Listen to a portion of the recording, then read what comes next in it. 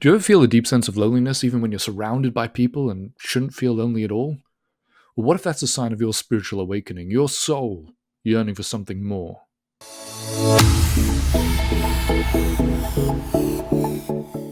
Hello, and welcome back to the Spiritual Freedom Show with Richard Lawrence. My name is Darren Ball, and this is the podcast helping you to awaken your chakras, to unlock your psychic powers, and to discover true spirituality. So in this episode, we're going to be talking about navigating the rocky road of spiritual awakening and the experience of loneliness that we all feel at times. So keep watching to discover more about making a connection with your own higher self, with your own life purpose, and with other like-minded souls on the same path as you. Now, if you haven't subscribed yet, be sure to hit that bell so you don't miss future conversations from Richard and myself talking about the answers to life's deepest questions for you. Richard. Darren. So today I want to talk about something that I know will be part of everyone's experience in the spiritual path, particularly in the beginning. And that's that spiritual awakening can be a very lonely thing, very lonely time even. When you no longer feel like you're on the same wavelength as the people around you, and no matter how many people you're surrounded by, you still feel alone. But the good news, I think, is that we want to share on the show today is that that feeling doesn't go on forever as you progress on the spiritual path. Mm-hmm. And, you've been on the spiritual path for more than 50 years, I'd say. Yes. But, yeah.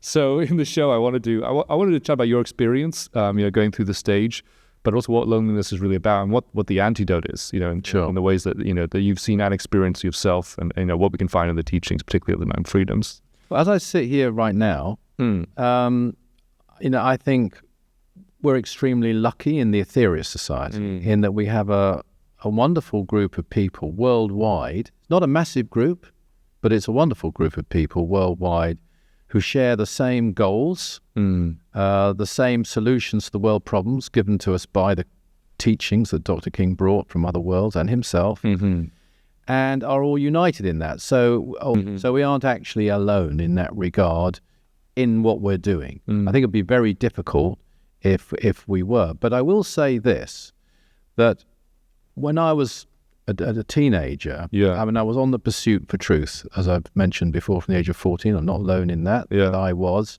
and that was the most important thing to me. But in the meantime, I was also extremely sociable as a teenager. I found myself constantly, we even have people come to my parents' house who didn't really know me, but says this is where Richard Lawrence lives, which was an odd thing in a town, some reputation. Town. Well, it was just a sociable thing. So I'm just making the past for extremely sociable. But you could be at a social gathering with lots of people, nice people, friendly people, and still feel lonely. Yeah, this is the strange thing. So the point I'm making is there's a difference between being alone, and being lonely.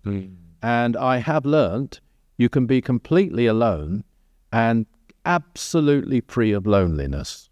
And not only have I learned it, but others have too that I know. Yeah. And some of them actually would prefer to be alone. Yeah. But when I first found these teachings in the Aetherius Society, and I was drawn particularly at that point when I was 18 to the Eastern yoga tradition as well, and I decided to really I actually wanted to pursue the Patanjali path at one point and really go for enlightenment. I spent a lot of time alone, suddenly, and sort of cut off from a lot of my former friends in terms of just wanting to focus on the yoga. And I was very content to be alone. So I was much more alone, but less lonely, which is just one example which proves that, the two are not equated, loneliness and aloneness. Yeah. But, it's one of the tests, loneliness. It's one of the tests that actually Dr. King identifies when you really start to see the light. And I think you've got that. Yeah, I'd love to share that example. It's quite an advanced example, but if you share it, then we can cast some light on it. Yeah, I'd love to share this. But these are the words that Dr. King writes in First Freedom. He says, in deep meditation, the first vision through the psychic center within the forehead causes the student to feel that he is no longer of this earth. He feels that he is above the earth, detached from it completely, alone in the cosmos. Such illumination as this affects some students in much the same way that the light of the sun would affect a blind man from birth, who gazed right into the dazzling orb for the first time after suddenly being given the power of sight. Many aspirants have been so terrified during this experience that they have stopped where they were, or have left the straight, stony path for the more basic types of psychic phenomena. Yeah. So many things one could say about that fascinating passage from the first freedom, isn't it? Bravery. That's right. I think it's the first comment he actually makes in the commentary on the 9 freedoms. I might be wrong. I'll have to check that. But well, you've read it 50 times, so I'll take your word. So what I would say to that is a couple of things. First of all, Dr. King didn't come from this world. So he was extremely advanced and much more capable of feeling alone in the universe, shall we say, maybe, than a lot of people. I'm not avoiding the point, though, because when you do start, even way below the stage he had reached there, and really think about I am divine spirit, and you start to accept that concept. Of course, if you're divine spirit, there is only you. And if you haven't raised your consciousness to a sufficient level, and this is the absolute key, when you realize it, you'll have a lot of inner conflict. And part of that conflict can be loneliness. I would say, based on that report, that the first time you look through the third eye, you haven't raised Kundalini in its entirety. And you haven't yet entered samadhic trance. And as a result of that, which is what you can do when you start to take the Kundalini sufficiently into the Christ center, which is, he's not saying that there, he's saying you look through the third eye for the first time. And of course, he was on the path of Kundalini yoga, among other yogas. He was on the old path, actually. He used the old path to gain the powers he needed to perform his mission, one of which was mediumship. It's not the only one, but he needed to gain certain powers.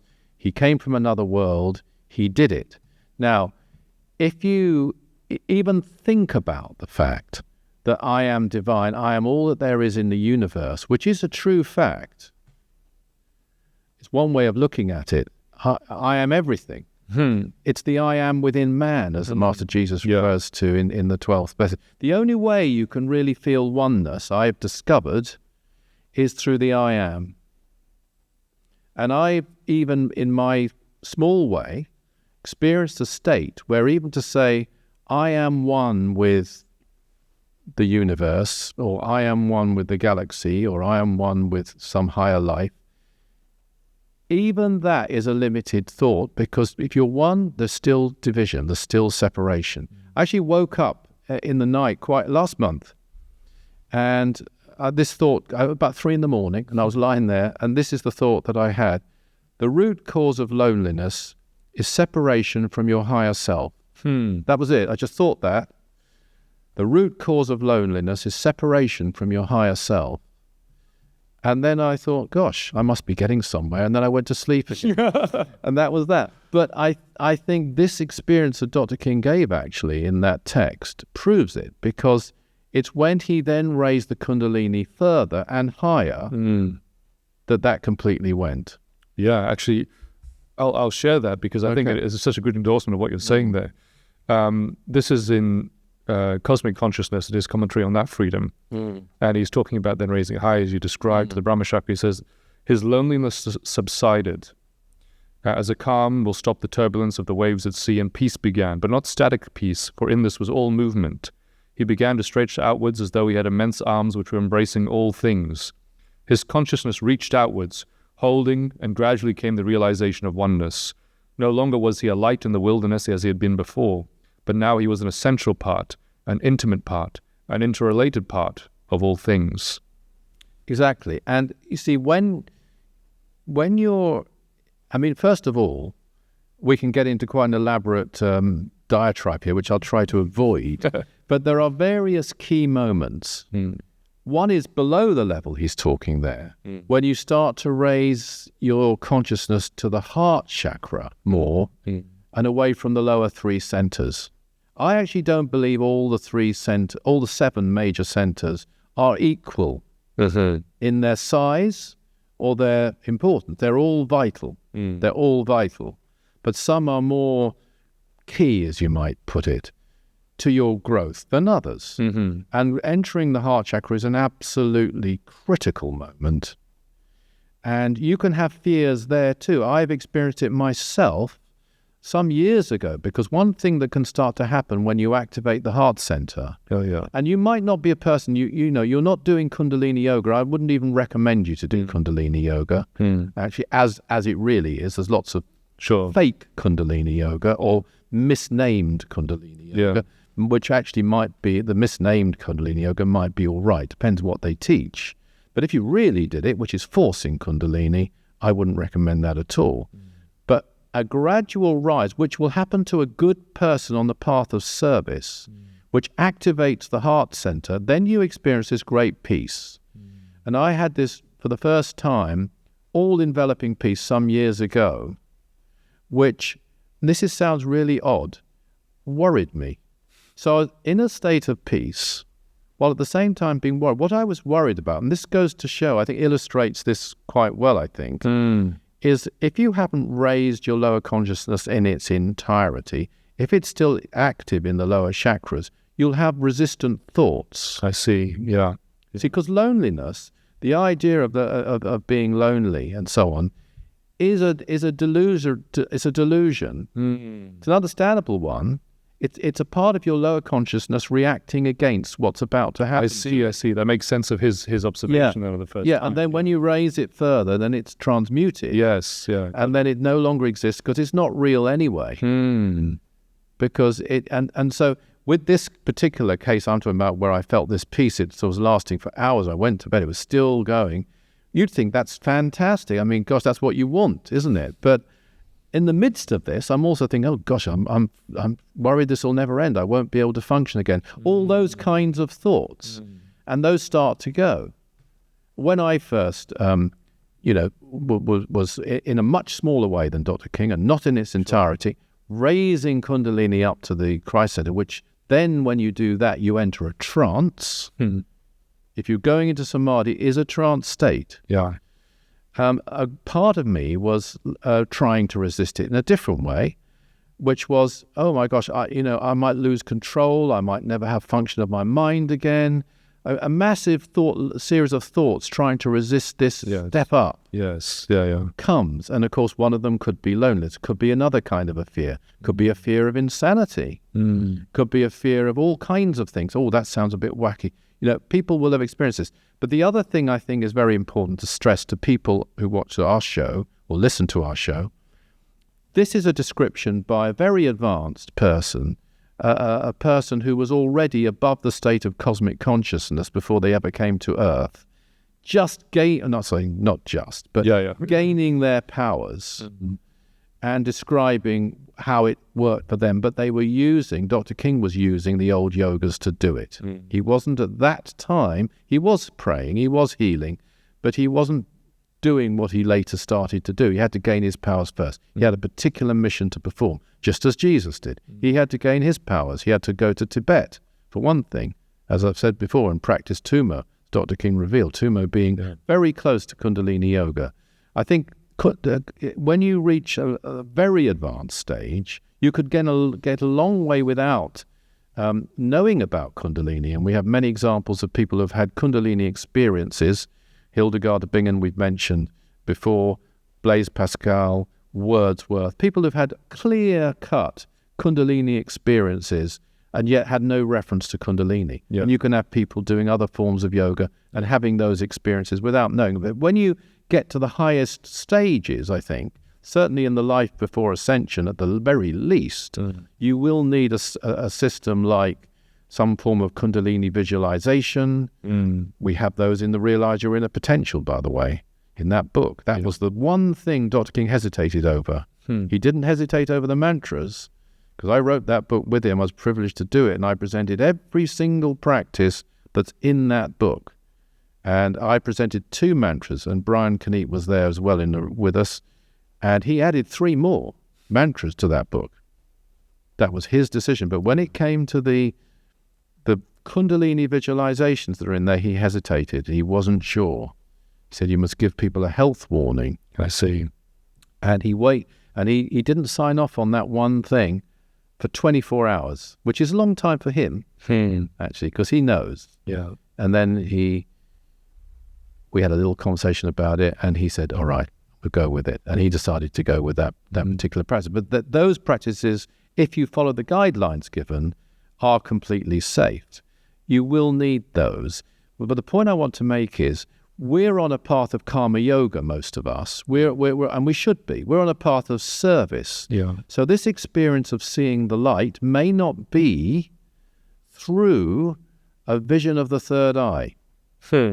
It might be when we clearly see for the first time our responsibilities of service. Yeah, that hits home. When we really see what we actually could do if we dedicated ourselves enough and if we sacrificed enough of our personal life to do it. Yeah. That can be a pivotal moment. That can be a moment when people sadly turn away. Yeah. I think it's this point you're making as well about that essentially being our separation from our higher self is a great one, because it comes into what you've just described as the path of service and how we might encounter this loneliness, because we're on this path of service, which is bringing us closer to our own realization and our higher self. And we're also amongst other people who are on a similar path. So there's sort of two elements that I'll go into there. Yeah. But I wanted to share this extract from a prayer that was given, manifest your higher self, because I think it speaks to, what you've said, what you've sort of revealed there. This is from the Book of Sacred Prayers. This is from the Book of Sacred Prayers, exactly. Yes. So this particular verse goes as follows. It says, Almighty God, let thy wondrous power flow through the hearts and minds of these dear sweet ones now, so that this power in its warmth may overcome the cold of their aloneness, so they may feel again their affinity with thee. That's it. I mean, there once again, the Master Jesus has given us a practice. This is a prayer. It's also a teaching. Yeah. It's also a practice. Yes. Yes, exactly. He's talked about overcoming the cold of their aloneness. And yes, there are going to be, I mean, we could all tell our stories. I mean, I've been, as many have, but in my case, I've done a lot of media, so I've presented our teachings in the media probably more than anybody, even including Dr. King, because he did a lot at certain times, but not all the time. Why should he? He had other things to do. And so, you are alone sometimes when you're putting these things out, and people can make you feel alone. But if you follow this practice, as I'm now going to call this, given by what's the solution?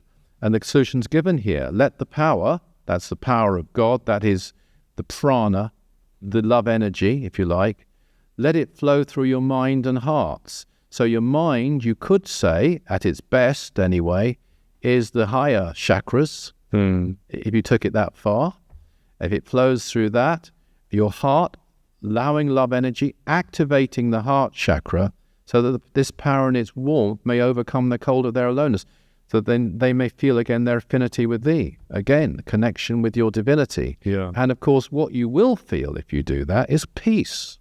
While you're at peace, you're not feeling lonely. It's certainly, if you are, it's not troubling you. You might feel alone. That's a great way to put it. Yeah. You're not feeling frightened. Yeah. You not if you're at real peace. You don't feel frightened. And you're not, when you're in the deeper states, you're not even thinking. You're not thinking, you just are being. I know that sounds like a cliche, but it's completely true. So the thought of loneliness never arises. It can't do. It's a non-existent thing. It's another illusion, loneliness. You might live a life where you're alone. I had actually an experience which I've never forgotten. When I went to visit Dr. King one time in Santa Barbara, he had a couple towards the end of his life, and there he wasn't in best of health. He'd be sitting in his armchair, and those of us who were staying with him in the house had to walk behind him just to get from one part of the house, there's a bungalow actually, to the other. So just to alert him, he wanted to know who was behind him. You'd say Richard coming through, or Brian coming through, Master, or something like that. So one time I did this perfectly normally, as we do. So Richard coming through, Master, and he said to me, well, why don't you sit down with me? So I said, oh, that would be lovely. I'd love to, and have a drink or something. I said, love to. Yeah, sat down, pour myself a drink. He said, yes, I know. But why do I have to ask you? Then I must be completely alone. And he kind of choked slightly, and I thought, he was feeling this, what Master Jesus described as a terrible aloneness that cosmic intelligences who come to Earth, avatars, feel. Because they don't have anyone who's on their level, who knows what they know, that they can share it with. And I set out,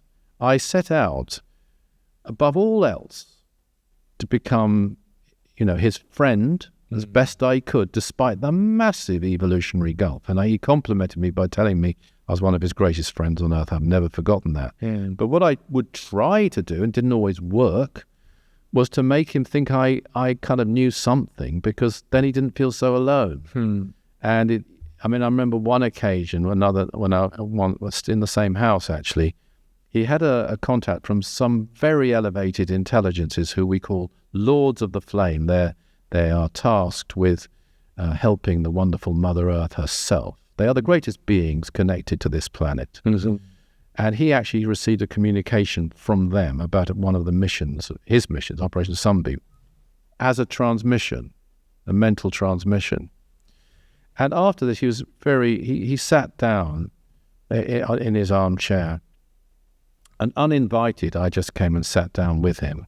And he was just like, in a state where he really didn't want to talk. He told me that an adept that he was very closely connected to, after getting a transmission, would often go and cut himself away from people for 7 days. Wow. Dr. King didn't actually do that, because he kept going with his mission and his work and so on. Yeah. But I thought there was a silence. I sat there. I thought, what can I add to this? And I just threw this statement out. So, like a fool, I said, it's very rare. I'll never forget this. I said, it's very rare in the annals of occult history. I think, thinking to myself, who are you saying this to this great master? For those intelligences to communicate in that way with anybody, because they should be able to get into their presence, which Dr. King had done, by the way, on more than one occasion before this. Normally, and I just threw that out.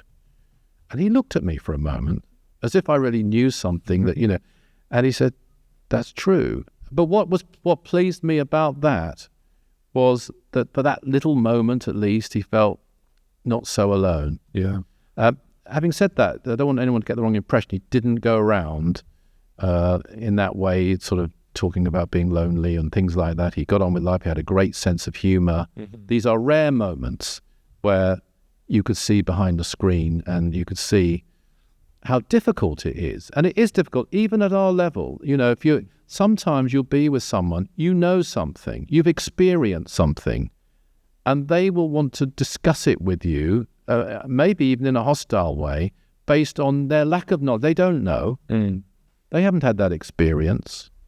They haven't realized about life after death. They don't know that. They haven't visited another realm consciously.